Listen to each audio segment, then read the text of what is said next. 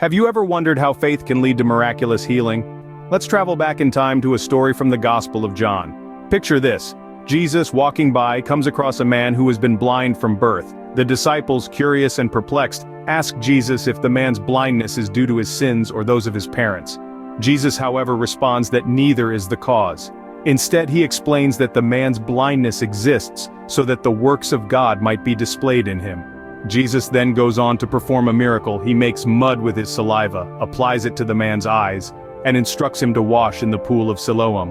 The man does as told and returns with his sight restored. This act of healing not only transforms the life of the man but also sparks a profound debate among the Pharisees. This miracle not only changed the life of the blind man but also stirred deep debate among the Pharisees. Now, let's travel to the roadside of Jericho, where a blind beggar named Bartimaeus humbly sought Jesus' mercy. The city was bustling with the news that Jesus of Nazareth was passing by. Bartimaeus, blind from birth, was a familiar sight on the roadside, where he had spent countless days in hope and prayer. When he heard the murmur of the crowd, he knew something was different that day. Hope sparked in his heart as he learned that Jesus was near. He cried out, "Jesus, Son of David, have mercy on me." The crowd tried to silence him, but Bartimaeus was not deterred. He knew this was his chance to be healed, and he was not about to let it slip away. He called out again, louder this time, "Son of David, have mercy on me!" His voice rose above the noise of the crowd, reaching the ears of Jesus. Stopping in his tracks, Jesus called for Bartimaeus to be brought to him. "What do you want me to do for you?" Jesus asked. "Rabbi, I want to see," Bartimaeus replied with fervor, and with a few words, Jesus granted his wish. "Go," he said, "your faith has healed you." At once, Bartimaeus' world changed. The darkness lifted, replaced by the glorious light of sight. He followed Jesus, praising God, a testament to the transformative power of unwavering faith and divine mercy. Bartimaeus' faith was so strong that he persevered, despite being rebuked, and his faith resulted in his healing. In another instance, in Capernaum, Jesus' question to two blind men brings to light the importance of faith in miracles. As Jesus journeyed on, two blind men, guided by the sounds of the bustling crowd, began to follow him.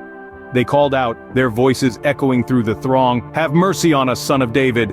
Their plea was a testament to their faith, acknowledging Jesus as the promised Messiah, the heir to King David's throne. When Jesus entered a house, the blind men, undeterred by the change in surroundings, found their way to him. Jesus, turning to them, asked a question that cut to the heart. "Do you believe that I am able to do this?" Their response was simple and profound. "Yes, Lord." Their trust in Jesus was unwavering, their faith steadfast. With a touch, Jesus rewarded their faith. He said, "According to your faith, let it be done to you." And their sight was restored. Light flooded their world, their faith had brought them from darkness into day. Yet, Jesus warned them sternly not to tell anyone about this. But how could they contain such joy? The miracle had not just opened their eyes, but also their hearts. They went out, spreading the news about Jesus across the region, their words a testament to the transformative power of faith. Their faith in Jesus' ability to heal them was the key to their miraculous recovery. In Bethsaida, Jesus' healing of a blind man takes an interesting turn. The story, as told in the Gospel of Mark, begins when Jesus and his disciples arrive in the village. The villagers bring a blind man to Jesus, pleading with him to touch and heal the man. In response, Jesus does something unexpected. He takes the blind man by the hand and leads him outside the village, away from the prying eyes and murmuring tongues. Once they are alone, Jesus engages in a unique healing process. He spits on the man's eyes and places his hands on him, then asks a simple yet profound question, "Do you see anything?" The blind man's response is equally profound. He looks up and says, "I see people. They look like trees walking around." This initial restoration of sight is hazy and unclear, like viewing the world through a frosted glass. But Jesus doesn't leave it at that. He places his hands on the man's eyes once more, and this time, the healing is complete. The man's sight is fully restored and he sees everything clearly. But the story doesn't end there. Jesus gives the man a direct command. Don't go into the village. There's no explanation or rationale given for this command, but it underscores the importance of obedience in the journey of faith. This miracle, like the others, emphasizes the transformative power of faith and the miraculous works of God. It also highlights the personal nature of Jesus' miracles.